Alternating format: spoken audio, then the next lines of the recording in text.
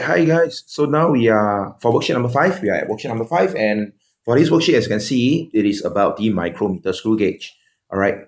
It is a piece of equipment that is also used for measuring length, like a vernier caliper. The reading wise is slightly different. All right. So these are the parts of the micrometer screw gauge. All right. Okay. And in terms of the reading of the micrometer screw gauge, now please take note that for your micrometer screw gauge, let's take a look at this picture here. I will use question C to explain to you the reading of the micrometer. For your micrometer itself, right, every line above your datum line, this is your datum line, right? All right. So every reading above your datum line is a whole number. So as you can see over here, this is 0, 1, and 2. All right. And every reading below the datum line is actually your 0.5. So this will be 0, all right, 0.5, 1, 1.5, 2, 2.5, and so on. All right. So to read a micrometer, what we do is we look for the last available line, the last line that we can see, so which is this one over here. So this is your 2.5. So that means our main scale is actually a reading of 2.5. Next, you look for the one that's in line with your main or with your datum line. So something like this as an example. All right. So in this case, this is 20, 21, 22. So this is 22. So our timber scale has a reading of 0.22. All right. Again, your timber scale, like your vernier scale just now, it gives you up to the second decimal place. So you have 2.5, all right, plus 0.22 to give you 2.72. By mistake, I should have the unit over here. It will be mm. All right. For zero error, same thing. If it is a positive zero error, as seen in example A, all right, just read it normally. So in this case, this is your zero line, all right, okay, and then because it's the first line, so it's a zero line, and then after that, but usually in exams they will label it as well, so don't worry. I mean, on your equipment itself, it will also be labeled. So anyway, this is 1 and this is 2. So I can see that this is a positive zero error of 0.02 mm. All right. For negative zero error, you notice that you can't even see the zero line. It's missing, right? It's missing. Where's my zero line here?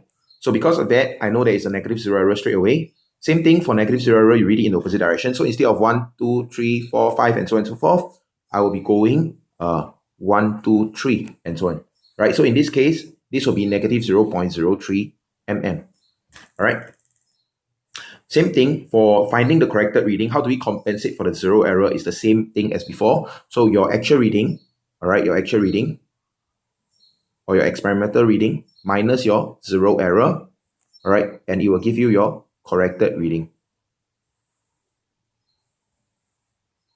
Right, corrected reading. Okay.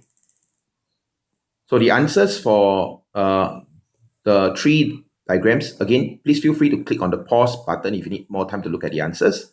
And moving on, the source of error is actually very similar to the vernier caliper. Again, same thing. If you do not know the exact center, the diameter that you're measuring may not be the actual diameter, so it wouldn't be accurate. And precautions when you're using the micrometer is, first off, check for zero error. For your vernier caliper and your micrometer, always check for zero error. And secondly, the second precaution, right, is because your micrometer is very accurate, very precise, sorry. When you are measuring, when your spindle and your NV is very close to the object. So for example, this is your spindle itself. The object is here, and you know that NV is approaching it. All right, so it looks something like this. All right, as an example, start turning the ratchet. The ratchet is this one over here, the one at the end of your micrometer. All right, start turning the ratchet. And when the spindle, which is this one, right, number 1 and number 2, when this spindle and NV, they are very close to, when they are close enough to the object, as you turn the ratchet, you will give a clicking sound. You'll go click, click, click, click to let you know that you should stop turning and take the reading. All right. But if you actually realize, actually 0.0001 cm, it's not a very long distance.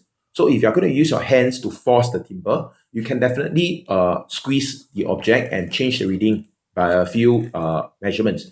But then it won't be the correct reading, and you'll also be damaging the micrometer screw gauge at the same time. So this is a second precaution. Please take note of that. All right. Okay, and with that, we are done with this worksheet number 5. And I will see you guys for worksheet number 6.